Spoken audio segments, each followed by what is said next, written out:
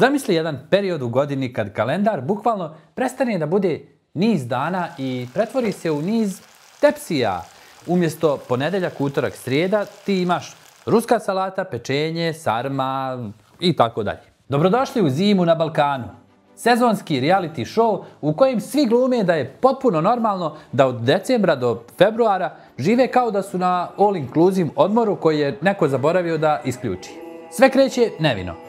Prve slave, malo mezice, samo da nazdravimo, jedna sarma da probaš, druga da ne uvrediš domaćicu, treća jer ti je tu, četvrta jer kad ćeš opet, onda ide katolički Božić, pa Nova godina, pa pravoslavni Božić, pa opet slave, pa rođendani, pa firme organizuju novogodišnje žurke, pa se neko sjeti da isprate staru i dočekaju novu po julijanskom kalendaru posebno.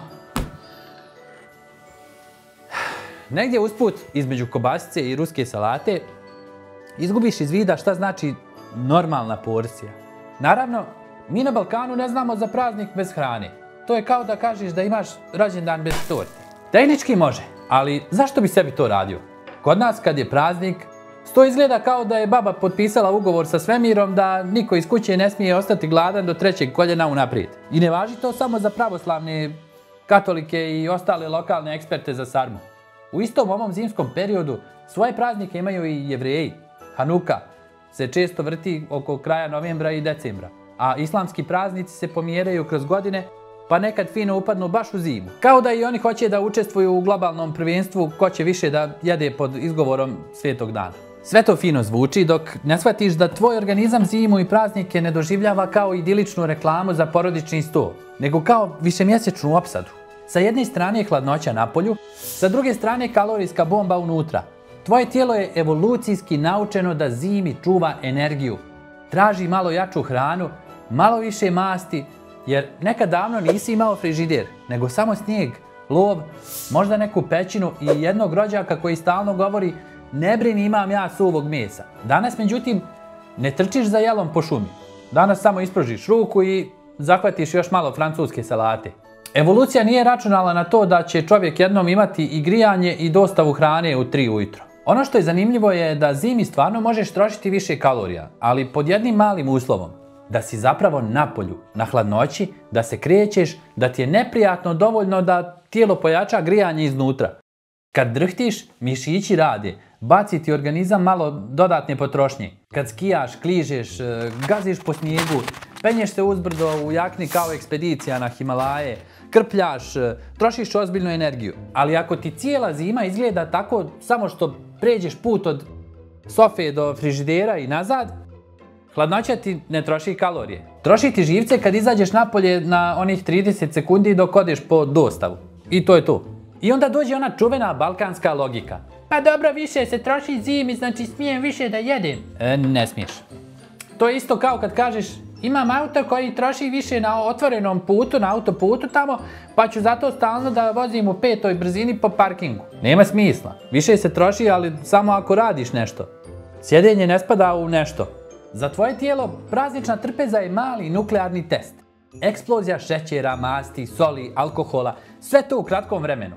Krvni šećer skače pa pada, inzulin divlja, trigliceridi skaču, krvni pritisak je u fazonu brate, jel mi je ovo zadnja nova godina? Jetra dobije toliko posla da može dala oglas tražim pomoćnog radnika za detoksikaciju, iskustvo nije potrebno, samo dođi.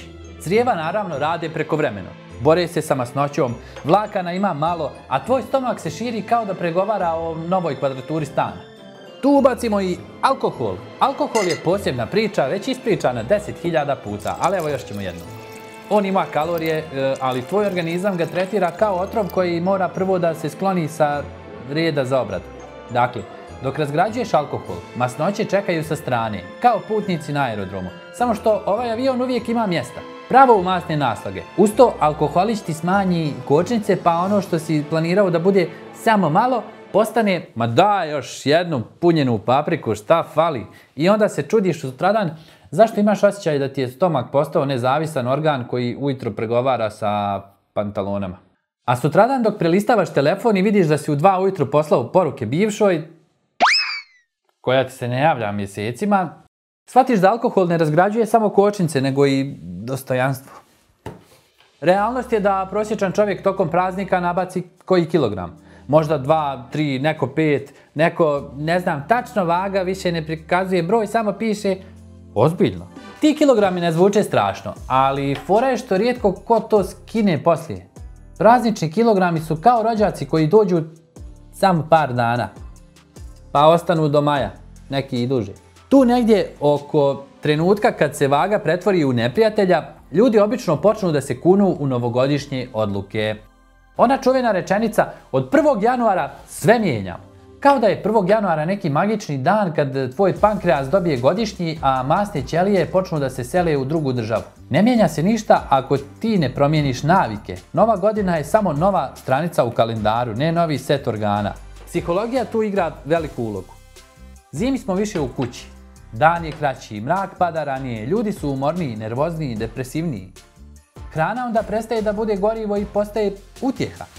Nije problem što ti pojedeš kolač jer voliš ukus. Problem je kad ti kolač postane jedini način da preživiš dan na poslu sa kolegama koje ne podnosiš. Kad ti je jedina radost to što znaš da te kod kuće čeka pleh, pite i serija.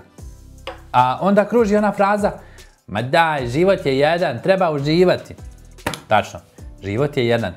Ali ima dosta dužih i dosta kraćih verzija tvog života. A tvoja viljuška je često urednik tog scenarija. A poseban soj prazničnih sportista su oni koji kažu neka, sve ću ja to da skinem kad odem na skijanje. Kao da je tih 7 dana skijanja sposobno da spali dvomjesečnu istoriju prejedanja. Realnost. Mnogi ljudi na skijanju potroše pola dana sjedeći u kafiću pored staze sa krofnom i kuvanim vinom. I onda se čude što im kondicija nije magično skočila. Fizička aktivnost jeste spas, ali samo ako je stvarno ima i ako je redovna, ne samo u obliku jednog herojsko-sportsko selfie vikenda godišnje. Tu je i ona tanka, podmukla kategorija trošenja kalorija koju zovemo svakodnevno nesvjesno kretanje. To je sve ono što radiš kad se vrpoljiš, hodaš po kući, penješ se u stepenice, nosiš kese, ideš na posao pješke. Zimi to najčešće svedemo na minimum. Auto do vrata, lift do stana, sjedenje, ležanje, grijanje. Znači manje trošenja energije, a više ulaza kalorija. Savršen recept za to da svaki naredni januar postane ista epizoda reprize koju bi rado preskočio. Ali ne možeš, ti si glavna uloga. Još jedna zanimljiva stvar je kako lažemo sami sebe. Nisam ja puno jeo, samo malo ovoga, malo onoga, malo... Da, ali to malo se sabere. Jedna kobasica ovdje, jedna krofna tamo, malo preliv, malo ruska salata, malo hljeb da se ne baci sos, pa se ti čudiš odakle tih 1500-2000 kalorija viška dnevno. Kad bi sve to morao da staviš na jedan tanjir, zaledio bi se od prizora. Ovako se jede u epizodama, pa mozak to računa kao trailer, a ne kao film u cjelini. Možda da napraviš spisak šta si sve pojeo, pa onda ćeš da vidiš. I naravno, uvijek postoji onaj u društvu koji kaže ma ja ne doručkujem, to mi je dijeta. A onda ga vidiš uveče kako u jednom obroku pojede sve što je propustio od jutra. Plus bonus. Preskakanje obroka ne rješava stvar. Samo te dovede do toga da uveče pojedeš frižider. Više manjih normalnih obroka tokom dana plus malo kretanja. To je dosadna, ali efikasna matematika. Sve ostalo su trikovi koji uglavnom rade protiv tebe. Samo to shvatiš tek kad je zakopčavanje farmerki postalo sport visokog rizika. Kad pričamo o zagađenju, nije poenta da te uplašim pa da cijelu zimu provedeš zakucan za fotelju. Poenta je da biraš gdje i kad se krećeš. Ako živiš u gradu koji je uveče prekriven dimom, kao loše osvjetljena horor scena, izađi ranije tokom dana kad je zrak malo bolji. Idi u park, na brdo, iznad grada, bilo gdje da vidiš nebo, a ne samo sivu masu. A ako nemaš tu mogućnost svaki dan, onda bar nemoj da sebi još dodatno praviš problem pušenjem u zatvorenom. Ili vježbanjem pored prozora koji gleda na najprometniju raskrsnicu. Ne moraš da budeš fanatik, dovoljno je da budeš malo pametniji od sopstvenog komfora. A da ne zaboravimo još jednog tihog igrača. So, suhomesnato, čvarci, sir, razne grickaldice, sve puno soli. So vuče vodu, pa onda izgledaš još natečenije. Nije sve mast, dio je i voda, ali tvoj mozak to ne zna. On samo gleda u ogledalo i govori dobro, ovo više nisam ja, ovo je neka zimska verzija mene iz paralelnog univerzuma. Dakle, usred svega toga, dok se ti boriš sa trećom vrstom torte, napolju te čeka još jedan problem, zagađenje. Već sam spomenuo. Zimski gradovi na Balkanu su često kao besplatna sauna za pluća, samo bez jedne dobre strane. Dim iz ložišta, iz automobila, magla, sve to stoji u zraku kao podsjetnik da tvoja pluća nemaju nikakvu zaštitu osim očaja. Ljudi kažu, idem poslije ručka u šetnju, da se prošetamo, da se malo rasteretimo. Šetnja je super, šetnja je lijek, ali nekad šetaš kroz smog u kojem aplikacija za kvalitet zraka kaže ostani kući, gledaj seriju, ne pravi se heroj. Dakle, imamo sljedeću situaciju. Jedemo previše, krećemo se premalo, dišemo često loš zrak, a tješimo se time da pa zima je, svi smo takvi. Super, svi smo u istom problemu. To ne znači da problem ne postoji, to znači da ima grupni popust. Šta možemo da uradimo da ne poludimo, a da ne postanemo ni askete koje jedu samo blitvu i gledaju ostale sa mješavinom prezira i tuge? To je u stvari nemoguće u tokom praznika.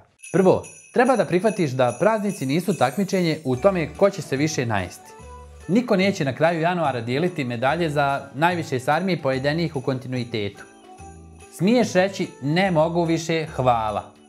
Ozbiljno, nećeš uvrijediti domaćina. Osim ako nije baba. Ako se ipak uvrijedi, objasni mu da više voliš da budeš živ nego da uđeš u legendu kao čovjek koji je poklekao na 16. punjenoj paprici. Drugo, probaj da balansiraš tanjir. Ne pričam ti priču iz magazina za modele, pričam vrlo praktično. Stavi malo mesa, malo sarme, ali napuni pola tanjira salatom. Ne salatom od majoneze. On je što dolazi iz Francuske. Pravom salatom. Nečim zelenim, nečim što je vidjelo sunce ove godine. Jedi sporije. Kad jedeš brzo, želudac nema vremena da javi mozgu da je dosta. Kad jedeš polako, možda stigneš da shvatiš da si sit prije nego što se pojavi ona egzistencijalna kriza u vidu otkopčavanja kaiša. Treće, ubaci malo kretanja koje nije samo do auta i nazad. Znam, hladno je. Znam, mrak pada u pola dana. Ali možeš da prošetaš po parku, po šumi, negdje gdje zrak nije kao jučerašnji dim iz komšine peći. Ako ima snijega, to ti je teretana na otvorenom. Pješačenje po snijegu troši više kalorija nego ista šetnja na suvom. Sankanje, grudvanje, pravljenje snješka. Sve je to fizička aktivnost koju mozak registruje kao igru, a tijelo kao trening. Samo nemoj da se grudvaš tik ispred ulice puni auta koja dime kao lokomotive. San je isto bitan. Ako tokom praznika ostaješ budan do 4 ujutro, jer još smo malo sjeli, još jedan film, još jedna partija karata, računaj da će ti hormoni gladi i sitosti poluditi.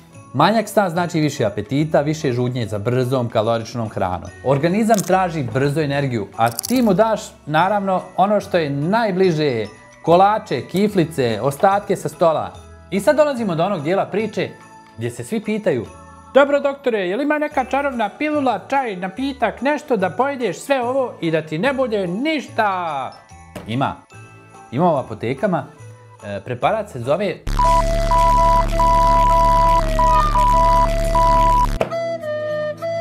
Nema! Ako ti neko kaže da ima, lažete ili ti prodaje nešto što će ti kasnije jače udariti po džepu nego po stomaku.